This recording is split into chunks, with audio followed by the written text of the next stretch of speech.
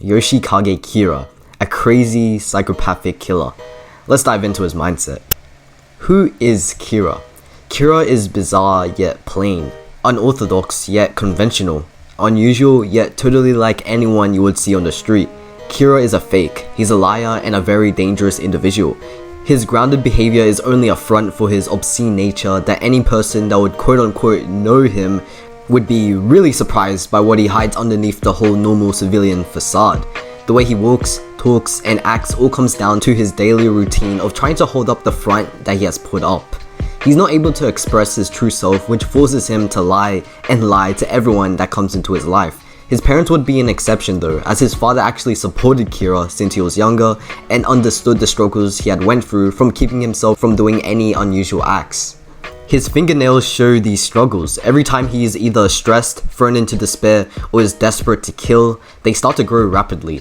It's a trait that he embraces and even has fun with.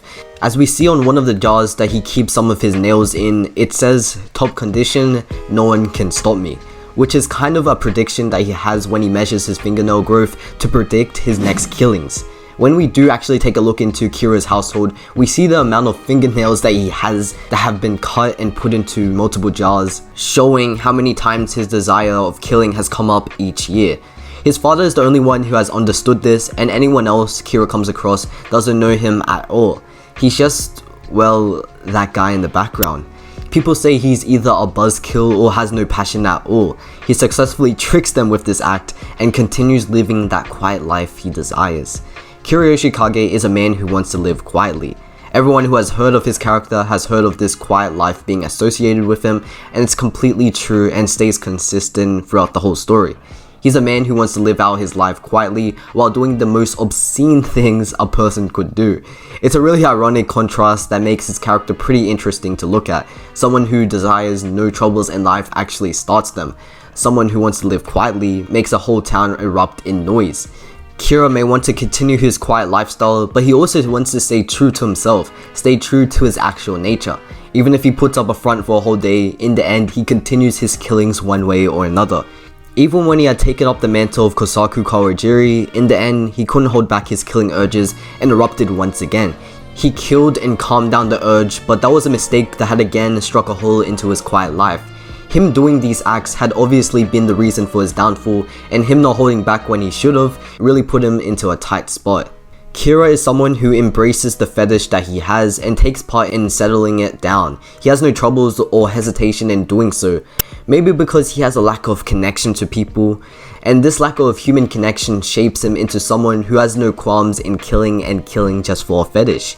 He has no hatred when doing these acts and obviously doesn't laugh like a maniac when doing so.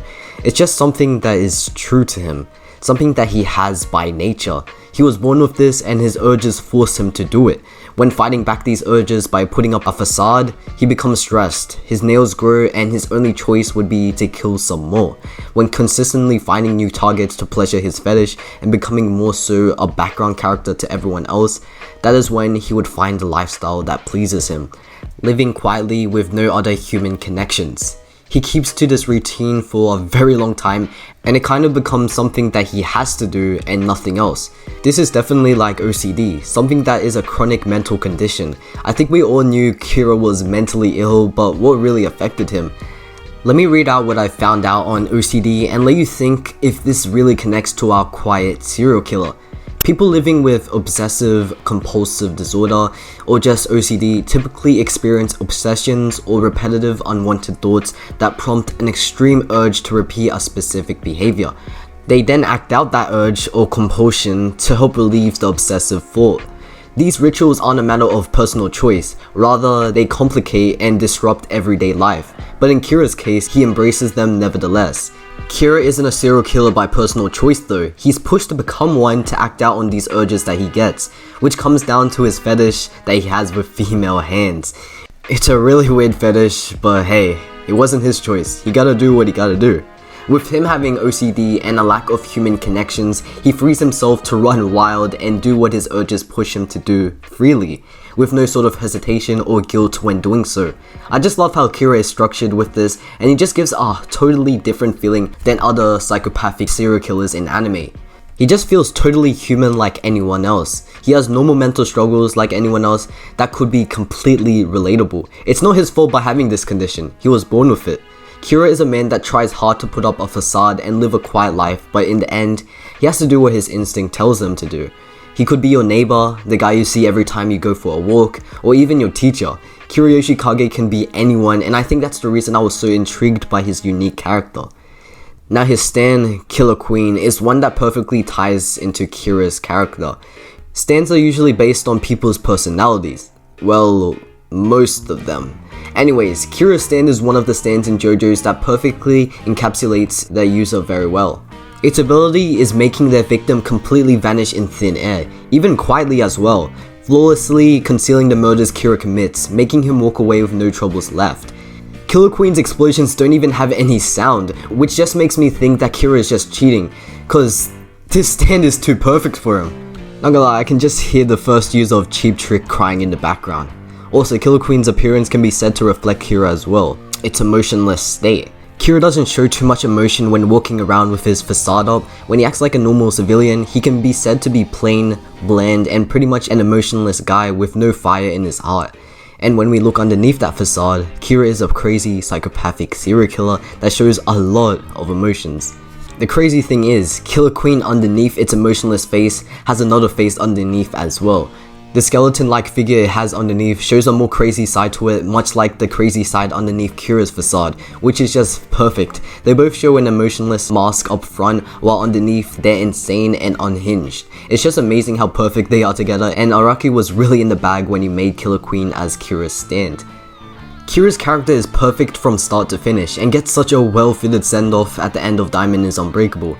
In a desperate attempt to try to come back against his opponents, he tries to apply Bites the Dust on somebody once again, but only fails by getting barraged by Star Platinum's fist for the second time.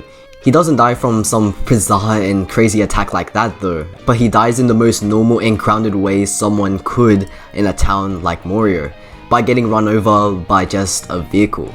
A normal way to send off such a normal guy, am I right? He's also sent to the ghost place where one of his past victims lies and is completely destroyed moments after their confrontation.